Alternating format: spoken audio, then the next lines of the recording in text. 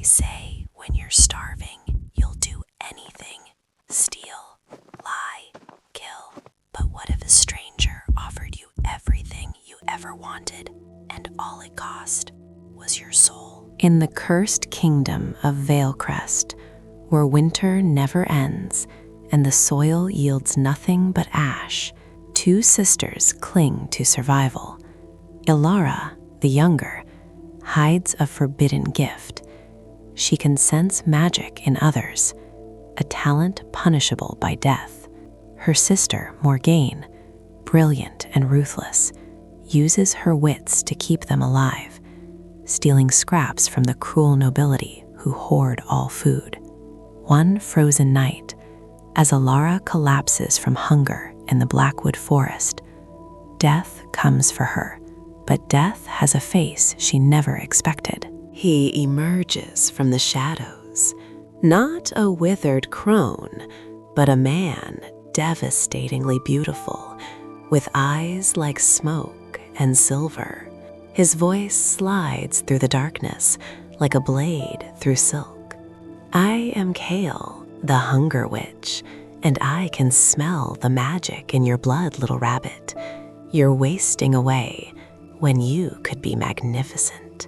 He offers her a cauldron, an ancient artifact that creates endless food. But magic always has a price. Each meal the cauldron produces binds Elara closer to him. Keep it for herself, and she'll eventually become his immortal bride, trapped for eternity. Share its magic freely with the starving masses, and the curse will break. But she'll lose the only power she's ever possessed. Elara takes the cauldron home. Morgaine warns against it, but hunger always wins. The first night, they feast. The second night, Elara feels him, Kale's presence, his thoughts brushing against hers like phantom fingers. The third night, he appears in her dreams. Sometimes he's tender, showing her visions of a kingdom they could rule together, where the hungry are fed through their dark magic. Sometimes he's terrifying, reminding her that she's already half his. I was human once, he confesses, his breath cold against her neck in the dreamscape. I see you, Elara, the girl who wants to save everyone. But tell me, who will save you? Night after night, the pull grows stronger.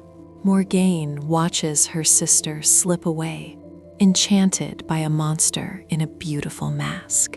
When she discovers Elara sleeting into the forest to meet Kale in flesh, their confrontation shatters everything. In rage and desperation, Morgaine seizes the cauldron to destroy it, and it explodes. Enchanted stew erupts like a flood, drowning their cottage, consuming the village, rising higher and higher, threatening to swallow every living soul.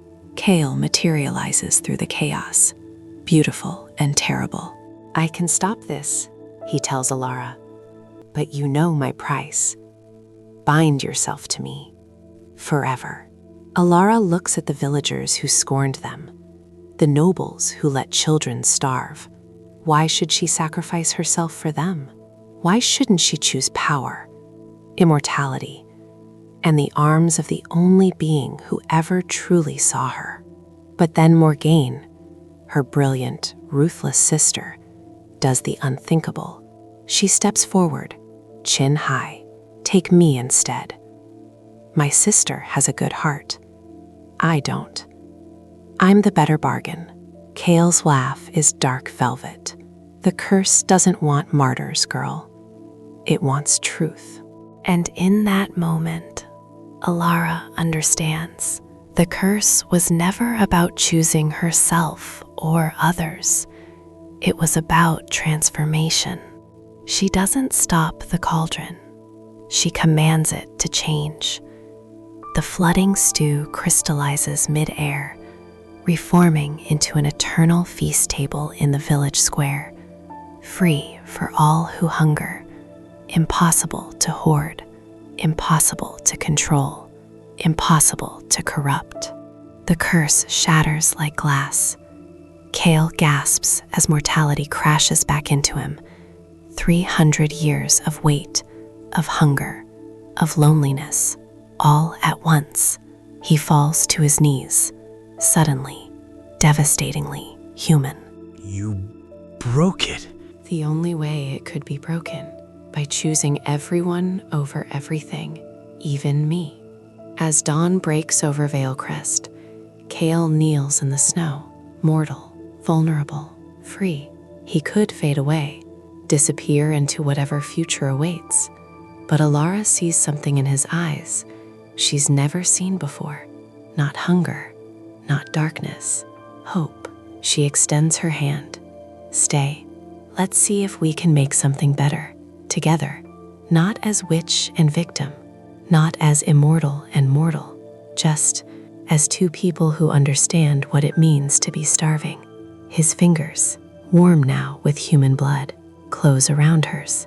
In Veilcrest, for the first time in 100 years, winter begins to thaw. Sometimes the darkest curses break in the light of the smallest acts of love.